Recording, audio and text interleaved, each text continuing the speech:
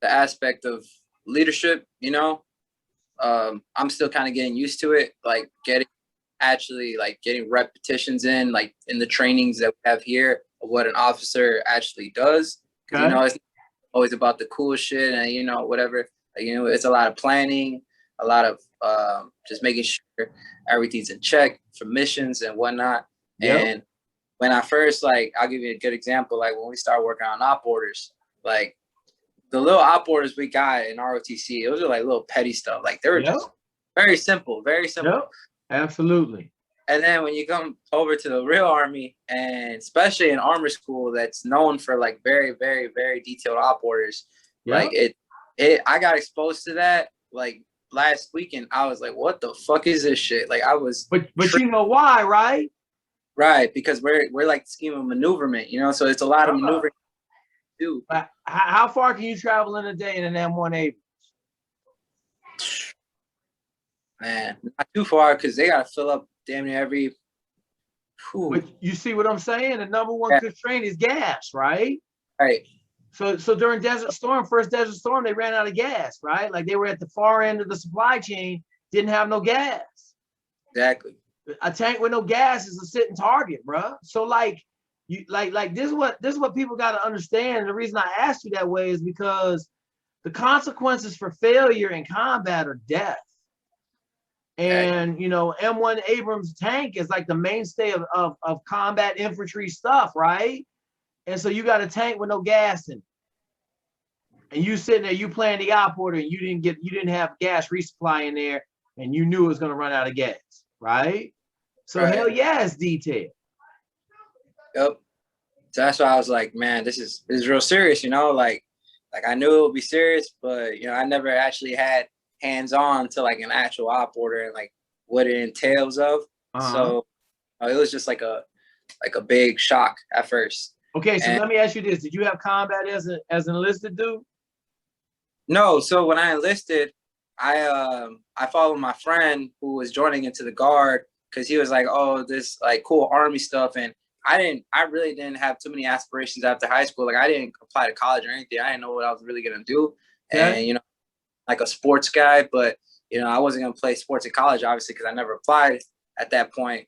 So he was like, oh, well, have you ever thought about the military? And everybody thinks about the military at some point, especially when you're in high school. So I thought about it. I'm like, you know what? I'll check it out. So I checked it out with him a few times, and I'm like, oh, this is cool. And long story short, I kind of fell into the whole like recruiter scheme thing. Like I just wanted to go to basic training, so like as soon as possible. And he said, my recruiter is like, oh, if you sign for this MOS, then I could ship you out sooner. Otherwise, I won't be able to ship you out for like another 3-4 months. And MEPS was already like kind of a hassle to get through, because I had to get a waiver for the astigmatism I had on my right eye. Okay. So I had to go 3 times for that, for it to get cleared. But so I'm like, all right, I'll take it. And I knew it was 92 Alpha, so it was a logistics specialist. So I was like, all right, I really don't know what that is, but whatever gets me out of here faster. I'm originally from Chicago too, so I'd get out of the city and just try to branch out. So I left, did basic training, had fun there. I got to AIT in Fort Lee. I was like, what the hell did I sign up for? This is so boring. I do not like this stuff. Paperwork. Yeah, it's a bunch of supply stuff, warehouse stuff. I'm like, I do not see myself even doing this in the civilian side. So why? Like it was bad. So after that, I'm like, man, if I'm gonna stay in the Army, I'm not staying in as this. So that's a big reason why I did ROTC, because I found out, one, it's the quickest way to probably get into active duty, because National Guard transferring to active duty is such a long process. So sometimes the state won't even do it. So it's like your chances are hit and miss.